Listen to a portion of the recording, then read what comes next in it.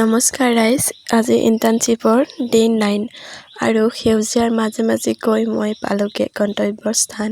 আপোনালোকেতো জানেই মই যে পেণ্টালঞ্জত ইণ্টাৰ্ণশ্বিপ কৰি আছোঁ আৰু এই 10 দিনত মানে মানুহখিনি বহুত বেছি ভাল হৈ পৰিছোঁ। আমি তাত গৈ যেন লগাই নাই, আমি যে অকল 10 দিন আছে, ইয়াত বহুত বেছি মৰম পাইছোঁ তাৰ পৰা।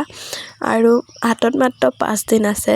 এই 5 দিনত কিমান কি হয় নাজানো, কিন্তু ইয়াৰ পৰা যোৱাৰ পিছত যে এওঁলোকক বহুত বেছি মিছ কৰিম সেইটো একদম 110% চিয়'ৰ।